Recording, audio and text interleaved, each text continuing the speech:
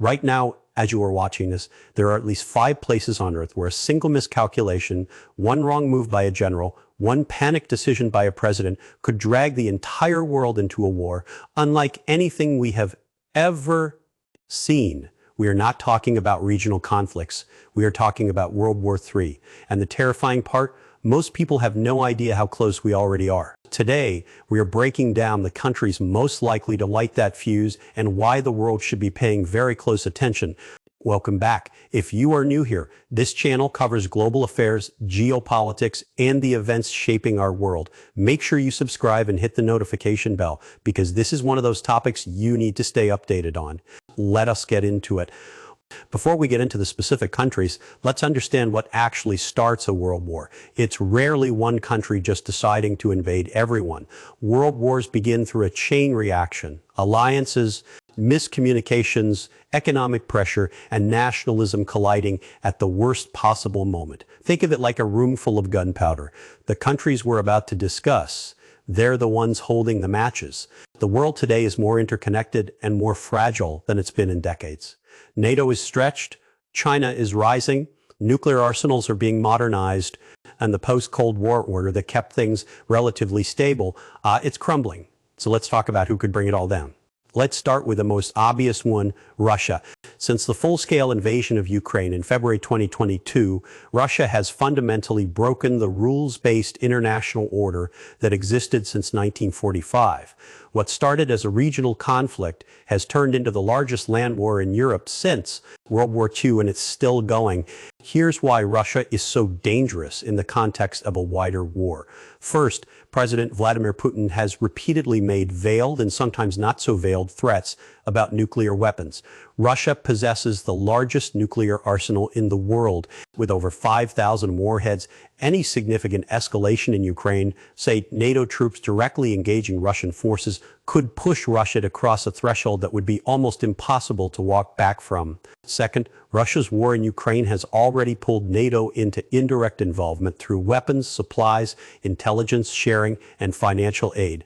The line between supporting a war and fighting a war gets thinner every month. If a stray missile or a deliberate one strikes NATO territory and kills NATO soldiers, Article 5 kicks in. That's collective defense. That's every NATO member obligated to respond. And third, Russia is not acting alone. Its deepening ties with China, Iran, and North Korea have created what some analysts call a new axis of authoritarianism. These countries are not just friends, they're actively supporting each other's military and economic interests. And that changes the global equation dramatically. The nightmare scenario with Russia isn't just Ukraine, it's what happens if Putin decides he's losing and reaches for something more catastrophic. Now let's talk about the country that keeps American military planners up at night, China. China's stated goal is reunification with Taiwan, and Beijing has never ruled out using force to achieve it. Taiwan, meanwhile, is a thriving democracy of 23 million people, and it sits at the center of the global semiconductor supply chain. The chips that power your phone, your car, your military drones, a massive percentage of them are made in Taiwan. If China were to invade Taiwan, the United States would almost certainly intervene, not just because of a political commitment, but because losing Taiwan would be a catastrophic strategic blow. Japan, South Korea, Australia, and the Philippines would likely be pulled in as well. Suddenly, you have the world's 2 largest economies and 2 nuclear powers in direct military conflict.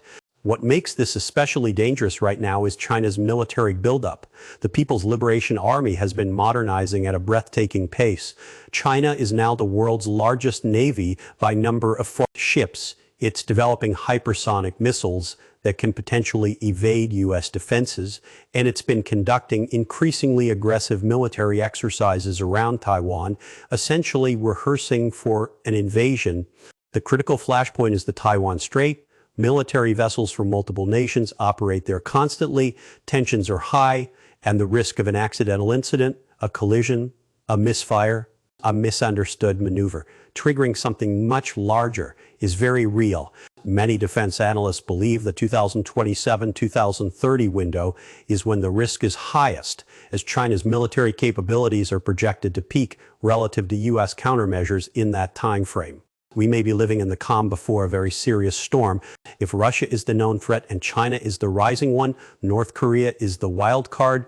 Kim Jong-un's regime has been accelerating its nuclear and ballistic missile program at a pace that has surprised even the most pessimistic intelligence analysts. North Korea has conducted dozens of missile tests in recent years. It has developed ICBMs, intercontinental ballistic missiles, theoretically capable of reaching the continental United States, and it has miniaturized nuclear warheads small enough to be mounted on those missiles. But here's what makes North Korea truly dangerous in a WW3 context. It's unpredictable. Most nuclear-armed states operate on the logic of mutually assured destruction. If you nuke us, we nuke you. Everyone loses. So let's not nuke anyone. Kim Jong-un's calculus may be different.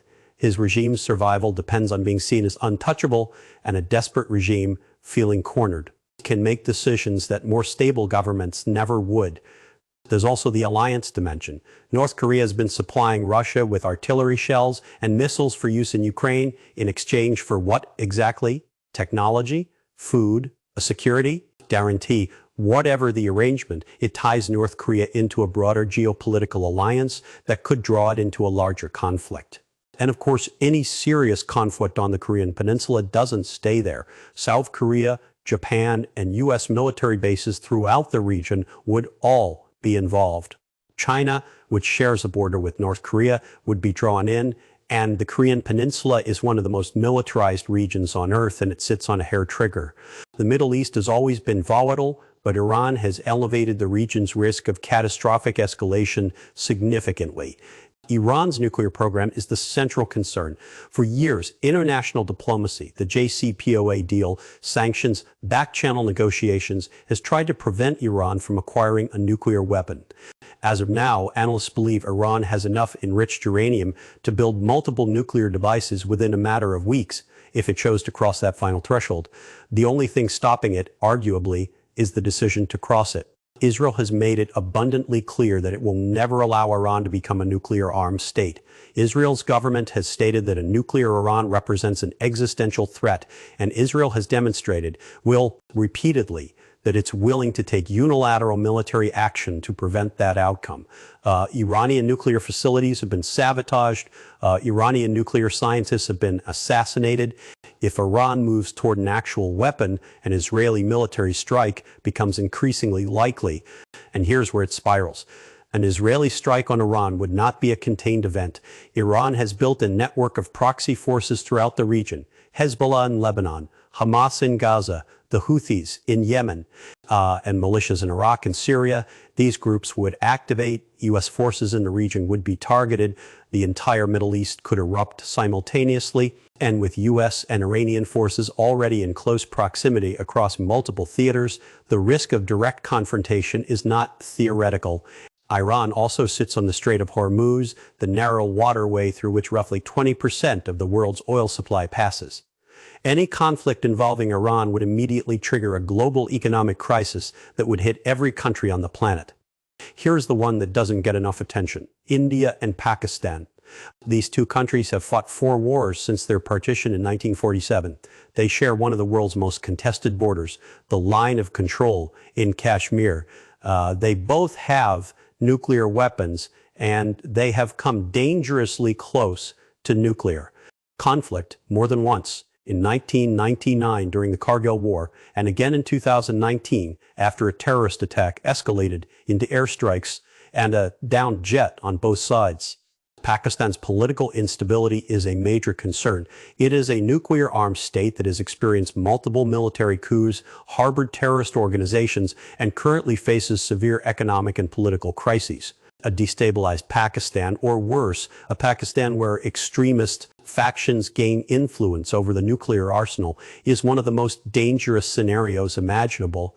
Meanwhile, India's growing power, its border disputes with China, and its complex geopolitical positioning between Western alliances and relationships with Russia add further layers of risk. A conflict between India and Pakistan would not just be regional, it would involve two nuclear-armed states, and the potential for nuclear exchange in South Asia could kill hundreds of millions of people directly and trigger a global nuclear winter affecting every country on Earth. So what do all of these flashpoints have in common? Alliances, nuclear weapons, economic stakes, and the ever-present risk of miscalculation. No country on this list necessarily wants World War III. But history has shown us that most catastrophic wars aren't planned, they're stumbled into. The assassination of Archduke Franz Ferdinand wasn't supposed to start World War I, and yet within weeks the entire world was at war. Today, the systems of communication and diplomacy that are supposed to prevent that kind of chain reaction are weaker than they've been in decades. Leaders are more nationalistic. Trust between great powers is at historic lows, and the pace of military technology, AI, hypersonics, cyber weapons means that crises can escalate faster than humans can respond. That does not mean WW3 is inevitable, but it does mean that the decisions being made right now by leaders in Moscow, Beijing, Washington, Tehran, Pyongyang, and beyond matter enormously, and so does an informed public that understands what's at stake. If this video made you think, share it with someone who needs to see it. Drop your thoughts in the comments which flashpoint worries you the most, and subscribe if you want to keep understanding the world as it really is.